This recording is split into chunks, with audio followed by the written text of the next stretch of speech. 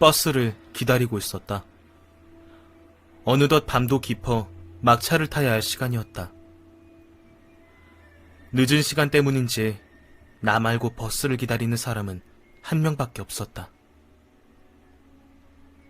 이상한 사람이었다. 얼굴의 하반부가 완전히 마스크로 덮여 있었다. 아직 젊은 여자 같은데. 내가 이상하다고 생각하고 있지. 갑자기 말을 걸어서 나는 꿀먹은 벙어리가 되었다. 여자의 목소리는 묘하게 낮았다. 아니요. 딱히 그렇게는. 여자는 소리를 높여 웃었다. 상관없어. 실제로 그렇기도 하니까. 네. 나는 여자가 조금 무서워졌다. 옛날 이런 여자가 나오는 이야기를 들은 적이 있다. 확실히 이름이... 조금 걷지 않을래? 어차피 버스는 더 이상 오지 않을 테니까. 여자의 말에 깜짝 놀라 손목시계를 보자 이미 12시가 훌쩍 넘어 있었다. 막차는 이미 떠난 뒤였던 것이다. 여자는 혼자서 걷기 시작했다. 나는 고개를 갸우뚱거리면서도 호기심이 발동해 여자를 따라가기로 했다. 밤길에는 독특한 분위기가 있지.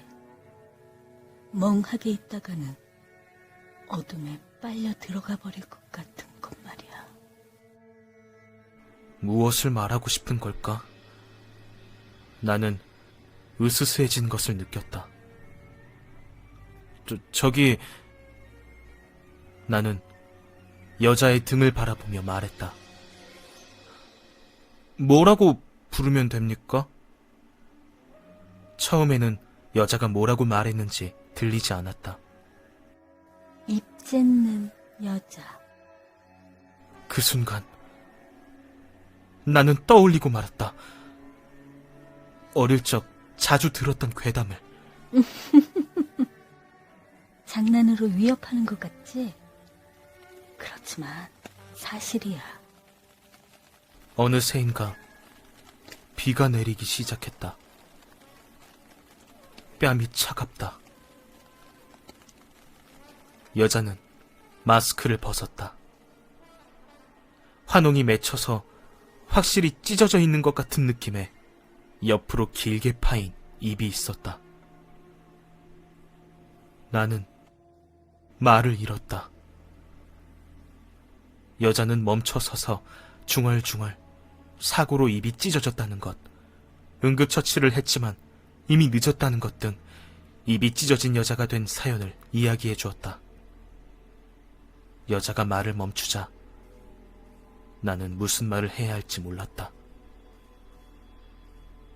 여자는 고개를 숙인 채 울고 있는 것처럼 보였다. 왜 그 이야기를 저한테...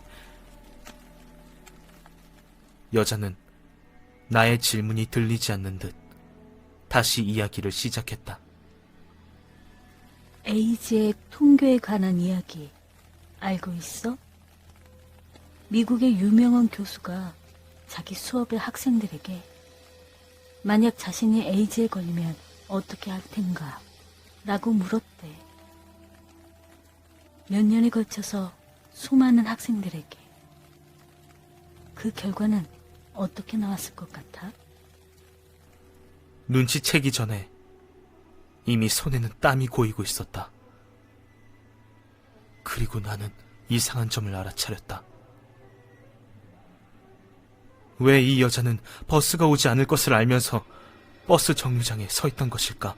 그리고 에이즈 예방운동이나 연구에 힘을 써서 자신 같은 비극을 겪는 사람이 더 이상 나오지 않게 하겠다 라고 대답한 사람은 20%도 안 된대.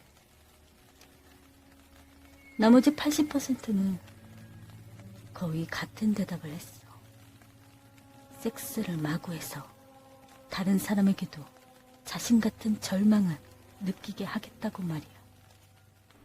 여자의 목소리는 귓가를 바로 때리는 것만 같았다. 인간은 결국 자신이 불합리한 상황에 놓이면 다른 사람도 같은 꼴을 당해야 한다고 생각해버리는 거지. 근데 그거 알아? 나도 인간이야. 나만 이런 꼴이 되다니. 그렇지? 여자는 코트 주머니에서 무엇인가를 꺼냈다. 칼 같다. 여자는 기묘한 미소를 띄우며 다가온다. 비는 방금 전보다 강하게 내리고 있다. 처음에 말했지. 나는 입 찢어진 여자가 아니라 정적뿐이다. 입 찢는 여자라고.